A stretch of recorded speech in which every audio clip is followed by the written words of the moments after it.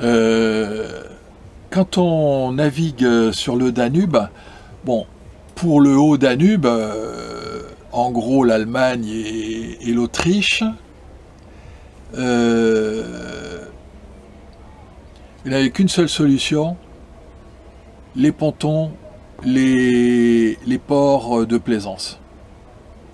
Malheureusement, vous ne trouverez pas toujours la petite rade, la petite sablière ouverte au moment où vous voulez vous arrêter. Euh, donc essayez de planifier vos plans de journée pas trop longs, hein, pour aller de port à port, hein. Bon, euh, si vous êtes comme moi un peu aventureux, vous laissez aussi la chance arriver. Mais en début d'après-midi, moi j'ai toujours un œil sur les possibilités de me mettre à la rive. Dans le Haut-Danube, c'est impossible. Avec les cailloux, c'est impossible. Reste ces sablières, ces gravières, hein, qui font des espèces de verrues tout le long du Danube. Et donc là, il y a des possibilités. S'il n'y a pas une interdiction, et bien souvent il n'y a pas de panneau, vous savez, le panneau rouge et blanc, là, les deux lignes blanches qui entourent une barre rouge au milieu. Bon, bah, si vous n'avez pas ce panneau-là, bah, vous entrez, hein, c'est ce que j'ai fait je ne sais combien de fois. Donc, voilà. Mais enfin, bon, prévoyez pas de grandes distances à la journée, c'est pas la peine. Bon, pour le bas Danube, vous avez plein de possibilités pour aller sur la rive, hein. Les pontons sont pourris quand il y en a. Quand il y en a, les pontons sont pourris. Si vous pensez à faire de ville à ville et de trouver un ponton, alors là, vous vous leurrez complètement, hein. Alors, en revanche, si vous avez besoin de faire des courses, du ravitaillement, là, vous êtes obligé de passer par un ponton. Et là, dans ce cas-là, bon, ben, voilà, quand vous arrivez, ben, vous regardez ce qu'il y a comme possibilité, mais ça serait des pontons pour la journée, vous faites vos courses et vous revenez. A priori, vous n'aurez pas de soucis et ils ne vous feront pas payer. Moi, franchement, maintenant, si je devais le refaire, je ne ferais que des, des amarrages de rive, hein. J'en ai fait plein, mais là je ferai systématiquement, je m'en quiquinerai pas à me trouver un ponton en ville, quoi. Je chercherai même pas. Tiens, on arrive, non, non, je cherche pas. J'ai besoin de faire des courses, je m'arrête, je me cherche un ponton pour 2 heures ou 3 heures, et je repars, et je me cherche ensuite ma vie pour passer la nuit, quoi.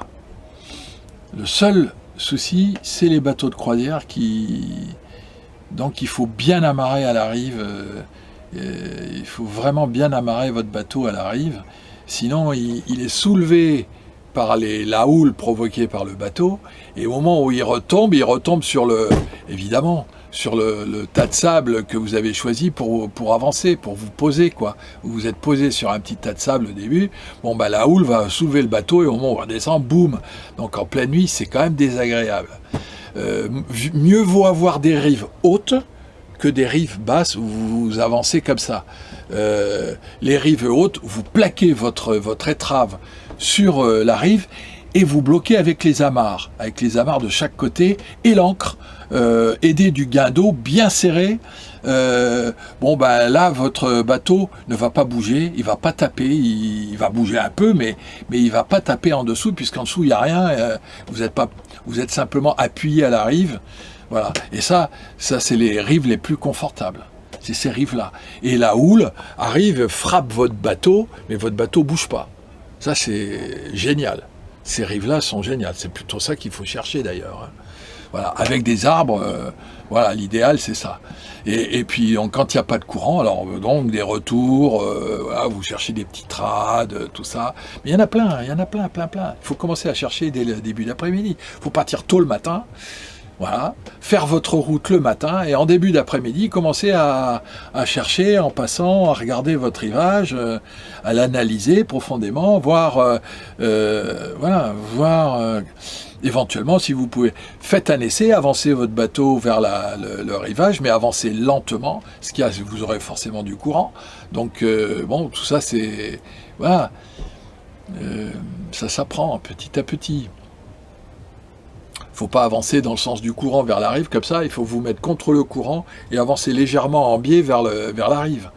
Comme ça, vous faites un biais léger, vous aurez toujours du courant, mais vous avancez en biais et voilà, et vous sondez, vous voyez un peu l'état. Si ça monte rapidement, c'est pas la peine. Hein. Si vous êtes à 10 mètres de profondeur, à 10 mètres de la rive, c'est bon.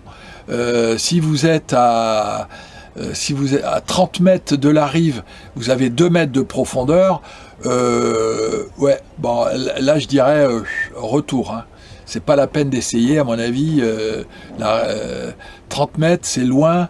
2 mètres, c'est pas assez profond. Donc, à tous les coups, c'est un faux plat et vous allez pas, ça va pas être bon, quoi. Voilà. Donc, on le voit tout de suite. Hein, quand on s'approche d'une rive, ce qu'elle va donner, quoi. On voit tout de suite. Bon, voilà, j'aurai peut-être d'autres idées hein, qui vont me venir, je vous ferai d'autres vidéos là-dessus. Ciao.